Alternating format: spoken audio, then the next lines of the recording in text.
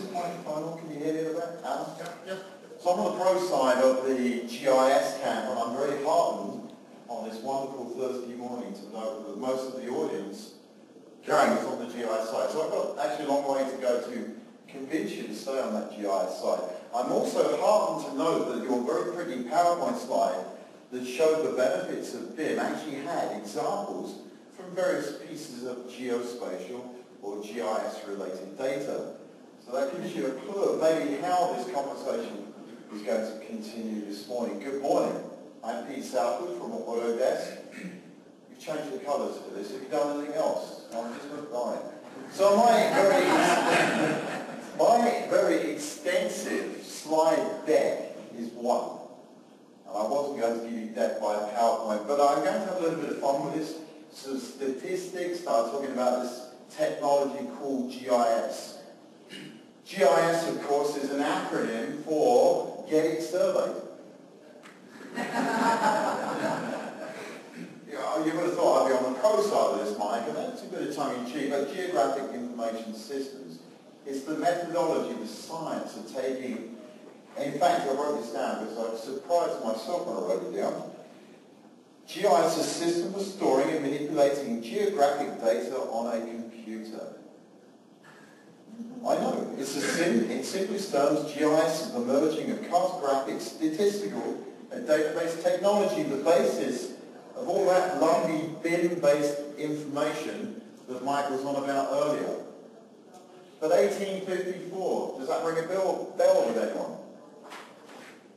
John Snow, a physician, it's Thursday morning, no teeth. Physician in London is credited with the first proper GIS, 1854. He basically put points on a piece of paper to identify cases of cholera that were found, and then just doing a little bit of visual analysis of this information, actually pinpointed a water pump and actually successfully predicted where the next outbreak of cholera would occur because his water pump was contaminated. That was actually in central London in Soho. But 1854 credited with the first GIS. So it's been around a long time. We do have this information that's been very useful. In this particular case, 1854, Mike, John Snow, very useful example of how that information very quickly and easily is used to save lives. I knew that, Pete. No, you didn't. 94 million. Any ideas? Roughly the amount of Google hits related to GIS. So, all right, I'll give you that. About 10 of them might be getting surveyed. But 94 million hits on Google. 21 million hits. GIS-based solutions, applications, running from Canadian Game and Wildlife many years ago having a website dedicated to moose migratory paths. It's great seeing moose going across the country, and then using that same technology to try and understand why the moose population was declining. And then finding out from that analysis that the same public website they had was the same public website the hunters were going to, finding out where the moose were actually going.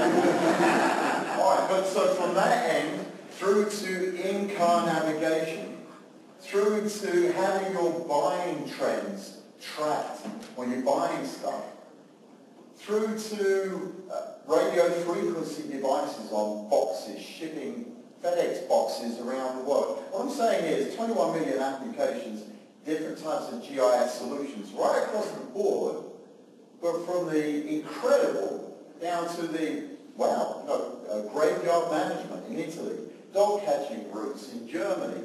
In fact, being more up-to-date and current, who has the dubious pleasure of having an iPhone?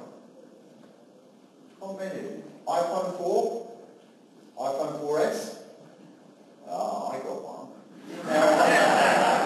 Now, the iPhone 4S, and I will see if she's awake, but this shows you how pervasive GIS is in our lives. It's touching every single thing we do. So allow me a little bit of indulgence for a second, my learned colleague.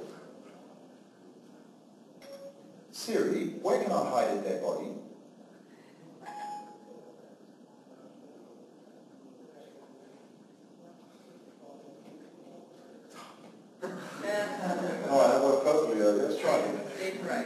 That's right, yes. Alright, so Siri is you may have seen the commercials for Apple. She's a fun application. Siri, where can I hide a dead body?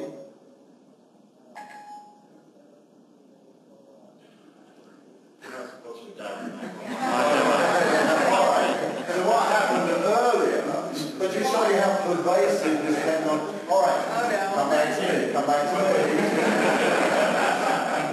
But show you how pervasive this technology. Siri will come back. It's a helpful little application that comes on the iPhone.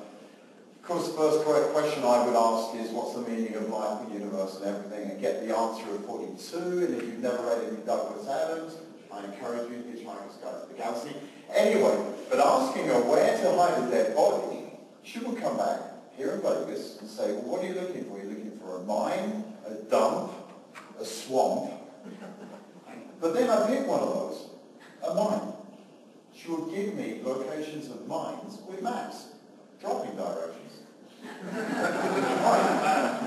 I check into the hotel. 21 million applications, check into the hotel. I get a little document that says, which is useless because I get terribly lost in these complexes, welcome map. And guess what? It's got a words, a tiny little map in there. I'm not sure if you've got one of those. I only found it this morning after about 4 days of here. Right, so 21 million. GIS is pervasive. It touches every part of our lives. There are 7, 10 lots. Any idea on these numbers? A little bit of commercial. There are 7 major vendors of GIS solutions worldwide that make a major impact. The likes of, and by the way, Autodesk is in that bit of a commercial, but Autodesk is in that list too. But people like Esri, Small World, Isgro, MapInfo.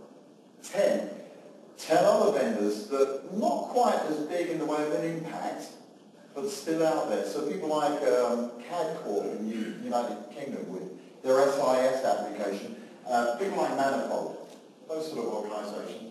And there are tons and tons and lots of other regional-based solutions, free solutions, database solutions, worldwide. And it's big. This industry is huge. It's been around for a long time. 1854 to now. BIM, I would suggest, is in its infancy. We'll talk about them momentarily. I'm trying to get the correct numbers, but the whole industry for GIS is roughly between $1 and $5 billion a year in consulting services, software and hardware, throughout all sorts of different organisations and agencies. I can't even find the exact number. Matt, we had this conversation earlier, it's nowhere near the billion at the moment. It's roughly up that end. And of course, BIM is new to this marketplace. BIM, as was suggested by Brian Green, are you in the room today, GeoThinkers? Right, you're not, but he came out with a great tweet recently. BIM, the illegitimate offspring of CAD and GIS. My argument to you, my learned colleague, and we will talk about this today, is that BIM, yes, maybe is the offspring of CAD and GIS. And I think it's all symbiotic. I think we need each other. But we'll have a conversation about this because my audience is predominantly GIS anyway, but I'm